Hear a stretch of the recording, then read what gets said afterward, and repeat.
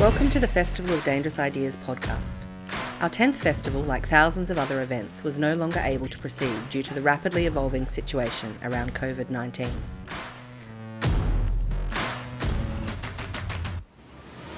While our 10th anniversary is postponed, we have 9 years of stimulating dangerous ideas in the archive to ponder, reminding us of the eerily relevant conversations that take place at the festival each year.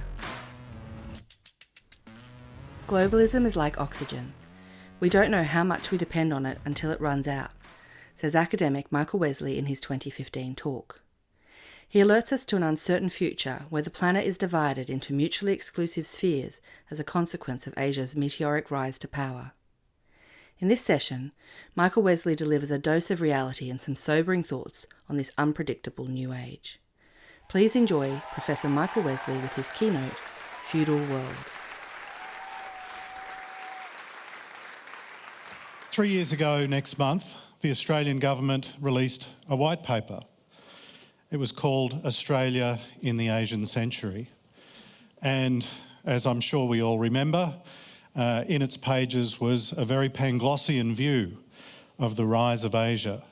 The rise of Asia as a boundless opportunity for Australia and Australians, mainly to make money out of. What I'm going to suggest to you today is that the rise of Asia, which I think is going to happen and is happening already, may not be such a great thing. The rise of Asia may end up stripping away one of the very conditions that is basic to how we live our lives and how we see our possibilities. There's a condition that underpins how we live our lives that we so take for granted we rarely think about it. This condition is what I call globalism, a shared expectation that human activities, aspirations and interactions can range across a planetary scale. Now, not all humans are able to make use of the possibilities of globalism. There are still far too many people on this planet that are poor, uneducated and repressed. But they know that for others like us, globalism is a reality. That's why so many of the poor, uneducated and repressed are trying to move to places where they can access the possibilities of globalism. Globalism underpins the expectation that anything we consume can be sourced potentially from anywhere on the planet, and that the prices we pay are set by global market forces of supply and demand. It means that if we're wealthy and motivated enough, we can visit pretty much any part of the Earth's inhabited surface. Globalism means we're unsurprised that the news in our morning papers comes from wherever in the world significant events are happening. It increasingly means that the expectations and standards by which we live our own lives, we expect to be available to people elsewhere also. That globalism is so basic to how we live doesn't mean it's inevitable and here to stay. As I conclude in my book, Restless Continent, globalism may be one unforeseen and monumental consequence of the shift in global economic and military power to Asia. Why? Because in the broad sweep of human history, globalism is a recent Western invention, constructed and maintained by Western power, and it may well not survive the eclipse of the era in which the power of America and Europe were able to dominate the global order. For millennia, humans lived in mutually independent and mutually unaware political ecologies. The great civilizations of East Asia interacted occasionally with each other and those of island Southeast Asia, but knew or cared little of the societies further west, whom they dismissed as barbarians. Greece and Rome, Byzantium and Christendom knew of vague reports of Eastern empires, but traded, fought and travelled only within their immediate geographic regions. Silks and spices did make their way from one side of the Eurasian continent to the other along the Silk Road and a great Indo-Pacific maritime highway. But these goods were transshipped among different sets of traders along the way, with none having the knowledge, confidence or desire to travel the whole way. When Vasco da Gama reached the coast of India in 1497, he was determined to incorporate all of the rich Asia trade under the sole command of the Portuguese crown. So began the first age of globalism through a process of incorporation. The imperial age, in effect, incorporated the rest of the world into Europe's own logics and rivalries and dynamics, while stamping out the various regional power orders that had existed until that era. By the 20th century came globalism's second phase, the age of emulation. The European colonisers were sent packing, but their methods of organising societies, politics and economies were adopted by the newly independent states, as were their methods of dealing with other states. A third phase of globalism followed soon after. To deal with the sudden loss of their direct political control over other societies, Europe and the United States instituted a system of stabilisation. Stabilisation manifested in an intensive period of forming collaborative institutions such as the United Nations and encoding certain liberal norms in order to stave off another destructive bout of global war and economic instability. The Bretton Woods institutions that we know today and that Simon mentioned in his introduction were formed to preserve the global reach of the post-war economy despite the independence of former colonies, and to build a cushion of stabilising rules and institutions around the unpredictabilities of economic cycles. While many of the new states were not parties originally to these institutions, the architects of these institutions were strong believers that they would join these institutions and that they would socialise these new states into a new form of globalism. A fourth form of globalism, that of competition, developed almost simultaneously. The Cold War struggle was essentially between two alternative forms of globalism. A liberal variant championed by the United States and its allies, and a communist variant championed by the Soviet Union and China. Each side of this struggle had no doubt that the way it ordered its own affairs should be how every human on the planet should live their life. I argue in Restless Continent that to really comprehend the rise of Asia, we must understand the motivations and fears of the societies of Asia that are developing so quickly. This means setting aside our own preoccupations and interests and looking at the world as they do. Where we see their rapid economic growth as universally beneficial, Asia's developing giants see a fraught and uncertain challenge of maintaining sufficient growth to maintain equilibrium and opportunity for their rapidly changing societies. Where we celebrate the growing enmeshment in the global economy, they worry about the volatility of world markets and their potential to destabilise their own societies. Where we see global rules and institutions as providing the basis for Asian societies' development, they often see global rules as slanted in favour of those who already have wealth and power and who want to keep hold of it. Where we hope wealth will bring peace and investment in the status quo, Asia's rising powers are increasingly prey to rivalries over status, respect, and hierarchy. With the rise of great powers in Asia, Japan, China, India, Russia, and perhaps in time Indonesia and Iran, we need to question the longevity not only of the content of international order, but of its global extent also.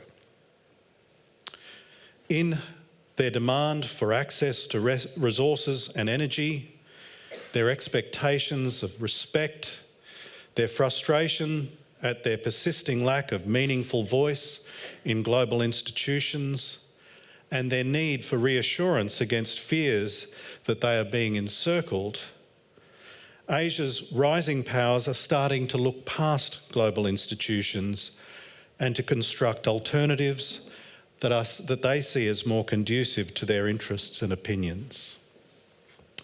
Already the Chinese president has started to talk of, quote, Asian solutions to Asian problems, unquote, and extol the virtues of a new harmonious regional order, harmonised to China's preferences, of course. Since Nehru in the 1960s, Indian elites have pursued a goal of constructing their own version of the Monroe Doctrine and excluding from the Indian Ocean region any interest seen to be hostile to India's interests. In Moscow, President Putin harbours plans to exert influence over the former Soviet sphere of influence while constructing what he calls a Eurasian Union. With the dysfunction of global institutions and the vanishing prospect that they can be reformed to better reflect international power realities, this century's international relations could see a gradual crumbling of the globalism that has prevailed for half a millennium. The next phase of world order could very well be one of disarticulation, where Europe, America, and each of Asia's great powers compete to build zones of influence and deference around their borders and with regions and countries of importance, such as resource suppliers. In between these spheres of influence would be stretched an increasingly threadbare tissue of global rules and institutions. The result would be a new feudalism, where the world is divided into mutually exclusive fiefdoms among the great powers. Within each fiefdom, a different great power would determine economic and political affairs, values, aspirations, and commitments. The rules within each sphere or fiefdom would be set and followed hierarchically. Among the fiefdoms would be basic rules of coexistence and meagre flows of information and commerce. It would be increasingly rare to travel among the fiefdoms as their different languages, norms and expectations became increasingly mutually incomprehensible. World affairs would be managed by the great powers negotiating directly with each other. If this seems dramatic and rather far-fetched, the plans and the discussions for such a world already exist, and they have existed for some time. At the end of the Second World War, globalism battled with another blueprint for securing the post-war order, championed by influential figures such as Winston Churchill, Joseph Stalin, and the American columnist Walter Lippmann. All three, and many more besides, saw globalism as a recipe for disaster, leading to more instability and ultimately war.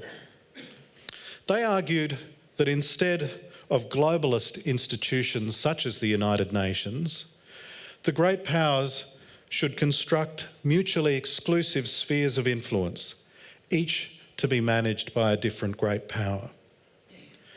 World order for them would be a series of different zones of management, with powers having no business interfering in any but their own. Now, with growing disagreement between an increasingly heterogeneous and heterodox collection of great powers within global forums, such a disarticulated view of order has started to appear attractive. And if we listen very hard, we can see the beginnings of the rise of this different way of thinking. There is a growing sense that the great and powerful should develop a different form of relations among themselves and use these relations to strike deals on how the world should be run. China's President Xi Jinping has advocated, quote, a new model of great power relations, unquote, while Vladimir Putin also speaks of a handful of, quote, important relationships, unquote, those with other great powers.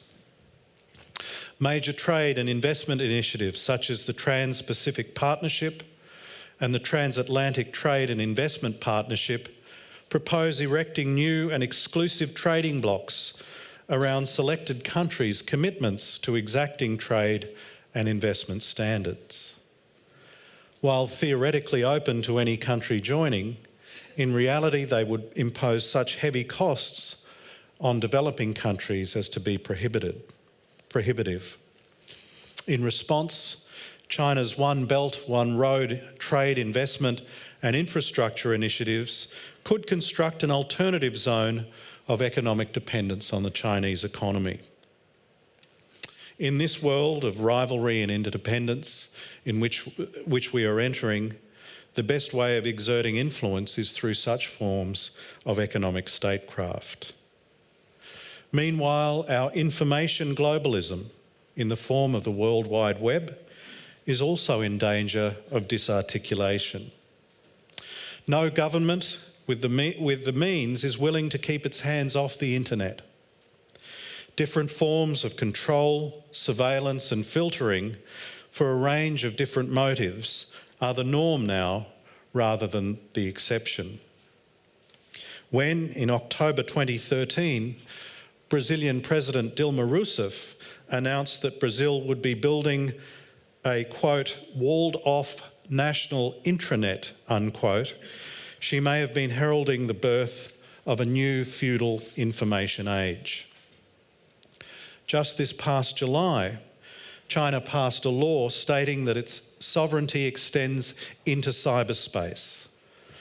Already the faces of information globalism, Facebook, Twitter and Google, are being forced out of the China market and replaced by local variants. Moscow now requires all internet companies operating in Russia to store Russians' data on Russian soil. The countries of South America have mooted building their own fibre optic network to reduce the risks of US spying. If you're alarmed at the prospect of a new feudal age, you should be. Globalism's four great benefits risk being eroded by the forces of neo-feudalism. Most basically, globalism has made us wealthy. For all of the critiques of the neoliberal global market, it has underpinned the greatest period of wealth creation and poverty eradication in human history. A world of exclusive economic fiefdoms would mean smaller markets, distorted incentives and restricted specialisation, and bring an age of sluggish growth and persisting poverty. Globalism has also made us smarter. Whereas in 1900 it took a century to double the total stock of human knowledge, today human knowledge is doubling approximately every 13 months.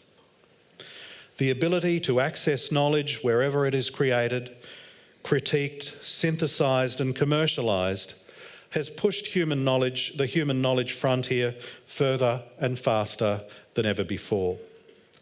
Global knowledge flows have allowed impoverished societies to become tomorrow's economic behemoths. But as governments and companies start to control who can access what knowledge and where, it puts fences around human curiosity and creativity. Third, globalism has made us more responsible. The effects of our actions on the planet and on other societies has become a bigger and bigger part of our consciousness and our consciences. As we create knowledge and wealth, our sense of our custodianship of the earth and its inhabitants grows ever more insistent. But a fracturing of our consciousness by dividing us up into separate fiefdoms will start to reverse this process. Living in worlds of smaller horizons, it will be easier for the destructive consequences of our actions to be out of sight, out of mind. Finally, globalism has made us more cosmopolitan in all of the richness of that word. We are now more prepared to celebrate than disparage human diversity than ever before. Our tastes and appetites are more varied and vibrant. Less and less is culturally unfamiliar to us. The blending and mutual celebration of culture occurs every day right in front of us. And that we feel shame and anger at our inability or unwillingness to help people in other societies shows just how far our sense of empathy and responsibility to others has slipped the bonds of family, community, and nation to embrace all humans. It's hard to see how this rich, easy cosmopolitanism would survive the world's separation into mutually uncomprehending fiefdoms. Ladies and gentlemen, to borrow an old metaphor, globalism is like oxygen. We don't notice it. We don't notice how much we depend on it until it starts to run out. As non-Western powers rise and Western powers compete with them for power and wealth, the globalism we've benefited so much from could come under very real threat. Even with all of the mutual suspicions and rivalries that this new age of Asian wealth and power brings, we have a common human interest in making sure globalism is not a brief phase of human history, but a new and enduring normal. Thank you.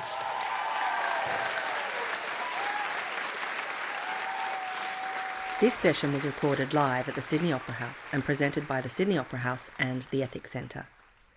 The Ethics Centre delivers programs and experiences designed to bring ethics to the centre of our life. We offer free counselling for individuals, consulting, leadership and development services. As a non-profit charity, we rely heavily on donations to continue our work, which can be made via our website.